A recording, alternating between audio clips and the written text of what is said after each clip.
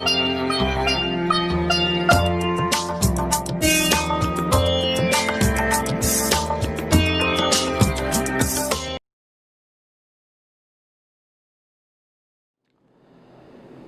बहुत ही प्रिय और बेहद सम्मानित साथियों, हृदय की गहराइयों से अभिनंदन, बहुत बहुत हार्दिक स्वागत।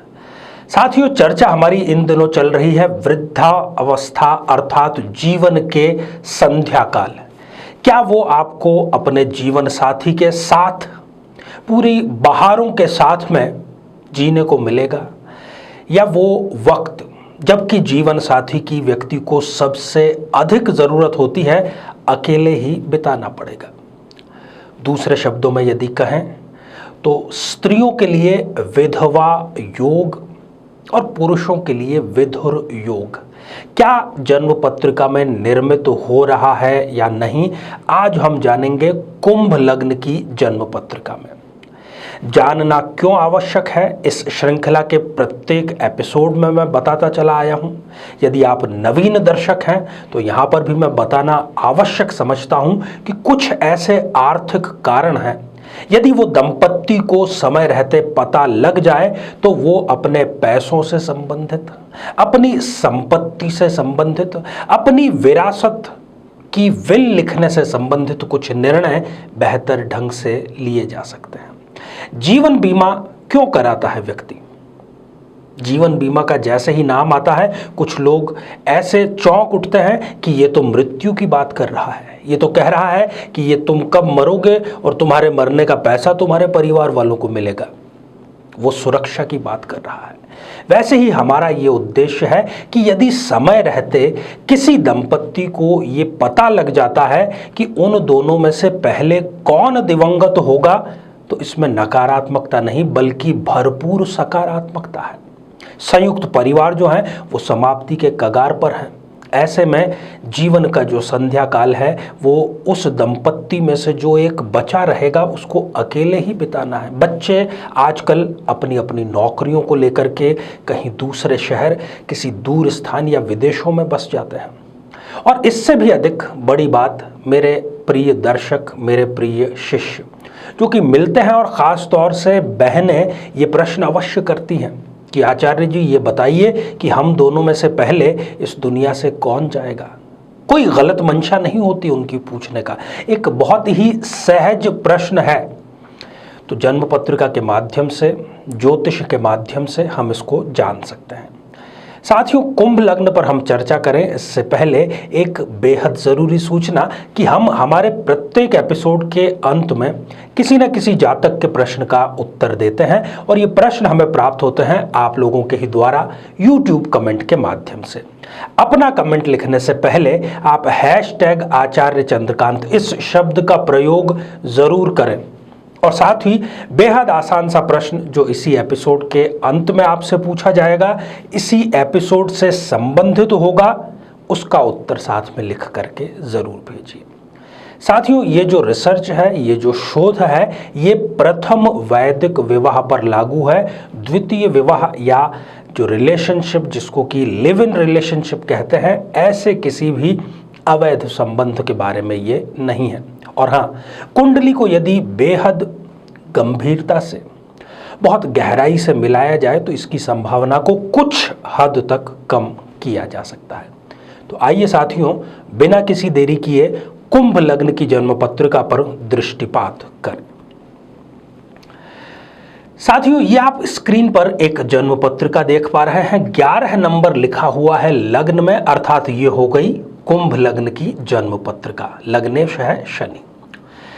अब इस जन्म पत्रिका में सबसे गौर की स्थिति आपको देखनी पड़ेगी कि सूर्य की स्थिति क्या है। सूर्य ही इस जन्म पत्रिका का सप्तमेश अर्थात वैवाहिक संबंधों का कारक सप्तमेश या सप्तम भाव का भावेश कहें तो वो है।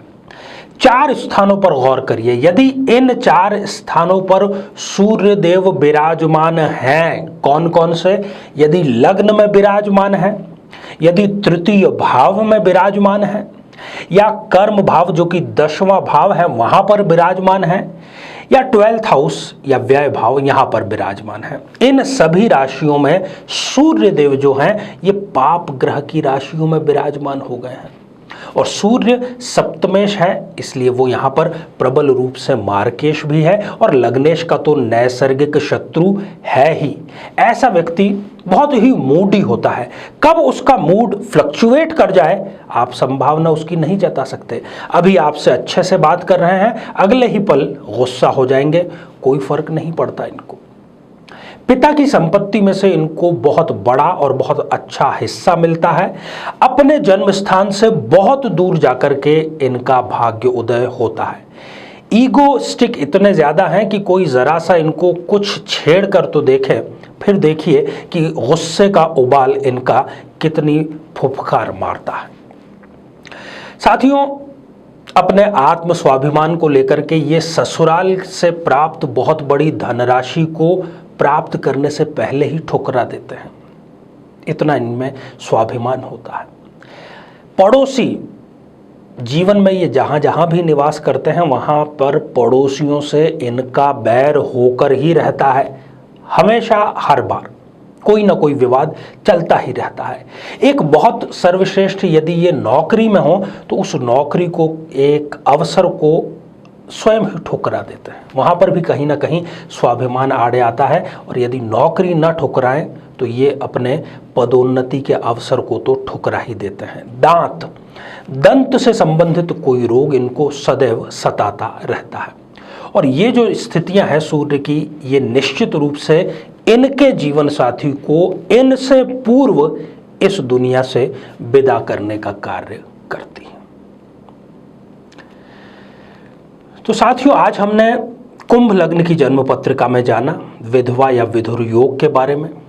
आप इससे बेहतर निर्णय लेने की स्थिति में आएंगे ऐसी हम आशा करते हैं। वैवाहिक जीवन, दाम्पत्य जीवन, प्रेम संबंध, राजयोग और जीवन के विभिन्न पक्षों पर शोधपरक और बहुत ही विश्वसनीय, हर कसौटी पर खरे एपिसोड बनाने का दायित्व हमारे कंधों पर है। आप केवल उनको अपना करके जीवन को बेहतर बनाने का कार्य करें। साथियों, जिन योगों पर हम चर्चा कर रहे हैं उसमें कुंडली मिलान सबसे बेहतर रेमेडी या उपाय मैं मानता हूं। यदि विवाह से पूर्व ही कुंडली का बेहतर ढंग से मिलान कर लिया जाए तो आगे की समस्याओं को बहुत हद तक कम किया जा सकता है। आइए साथियों, अब हम बढ़ते हैं आज के हमारे कमेंट के चरण की ओर। आज हमने कमेंट शामिल किया है युवराज राणा जी का, जो कि उन्होंने लिखा है गंगटोक सिक्किम से। युवराज जी, आपने पूछा है कि द्वितीय विवाह अर्थात दूसरा विवाह होने का कब आपके योग निर्मित हो रहा है। अभी वर्तमान में आपके योग चल रहा है। द्वितीय विवाह का निर्णय नवम भाव अर्थात भाग्य भाव से लिया जाता है। नवमेश की आपको दशा जारी हो गई है और अगस्त 2021 तक ये दशा आपको जारी है। तो मेरी आपको यही सलाह है कि आप इससे पहले विवाह यदि संपन्न न कर पाए तो कम से कम सगाई या बात पक्की ज़रूर कर लें, क्योंकि उसके बाद में द्वितीय विवाह की संभावनाएं बहुत ही कम हो जाएगी। नियमित रूप से नित्य आप गाय को चावल का भोग अवश्य चढ़ाएं। आइए साथियों, अब आज का बेहद ही आसान सा प्रश्न है। आज हमने सूर्य के कितने स्थानों पर बैठने की चर्चा की? 1 स्थान, 2 स्थान, 3 या 4? इनमें से जो भी सही उत्तर हो वो आपको लिख करके भेजना है। साथियों, आप सभी स्वस्थ, समृद्ध और शांतिपूर्वक जीवन व्यतीत करें। नमस्कार। जीवन में किसी समस्या का सामना कर रहे हैं, जैसे कि शादी में देरी होना, पति पत्नी में मनमुटाव या तलाक तक की नौबत आ जाना, संतान का प्राप्त न हो पाना, नौकरी या धन प्राप्ति में बाधा आना, जीवन के प्रत्येक क्षेत्र में किसी न किसी प्रकार की बाधा आना, तो आज ही अपनी जन्म पत्रिका का संपूर्ण विश्लेषण करवाएं और पाएं समस्या से सदैव के लिए मुक्ति।